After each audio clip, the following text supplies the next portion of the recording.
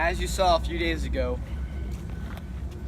Nick Archer was scheduled to face Falsehood in a match to determine if Falsehood would enter a triple threat for this title, with me and Nick Archer also involved in that match. Now, the funny part was, Falsehood never showed up. Now, it's not something he would do. I mean, Falsehood really cares about this. He cares about this title. You know, he wants it back. He says he never lost it. But then, if he cares so much about this title, why would he not enter a match that could have him enter a triple threat match? Maybe he was scared or something. Maybe he wasn't ready. But my theory is this. My theory is that Nick Archer, being scared to face two people and have a 1/3 chance of winning instead of 1.5 chance of winning, he decided to attack Falsehood.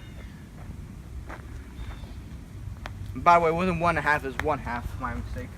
He had a chair somewhere around this area, and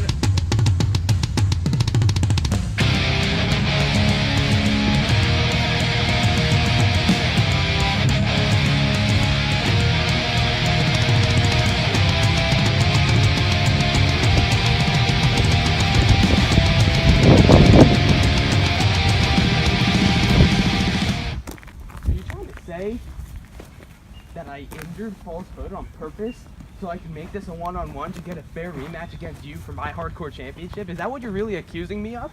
I don't know, you're pretty scared of the fact that it could have been a triple threat match. So you have to take one person out of that match to make a singles match. Well, maybe the so-called success of beating me unfairly in a match that Falsehood won for you has gotten to your head. Because I believe these chairs, if you fold them out, you sit on them. You can also use them to attack people. You know I'm not that kind of person. You know I would never do that to someone like Falsehood, a good close friend of mine who I care very much for, and I wanted to see him succeed. It's just, it gets to me that he didn't show up. It's very sad, but I have to get over this depression because it doesn't always hit at 3 p.m. and it doesn't always hit at 3 a.m. It hits when you're sitting on a chair and realize that Falsehood isn't in the hardcore championship match. So, now that we got that out of the way, put that back down, I can establish that in the main event of Annihilation, unfortunately my good friend Falsehood won't be here, and it'll have to just be my fair one-on-one rematch.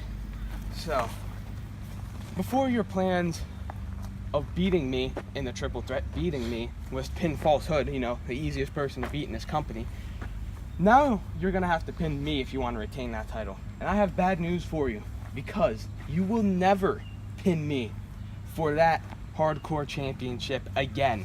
When Falsehood is unable to show up and help you again, I will become the first ever 2-time BFW hardcore champion. I never needed Falsehood the first time. He just decided to show up because he needed the spotlight when he returned and take it away from me when I won this title.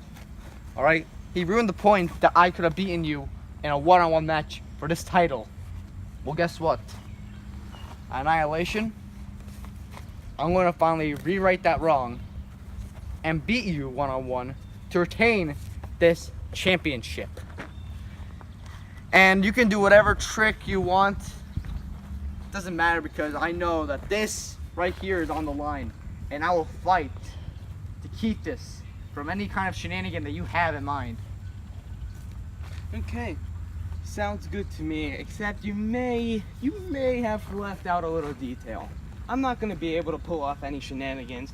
I'm not going to be able to pull off any tricks, because the main event of Annihilation is an anything goes match. And as you know, I'm undefeated in that match type, and that's the match that won me that from the injured Falsehood in the first place. And it's also going to be the match that I reclaim my title for good. So you know what? I'll see you in the main event of Annihilation. I would touch that hand, but I know where it's been, but... Okay, good. I didn't want to get any kind of bodily fluids on my hand.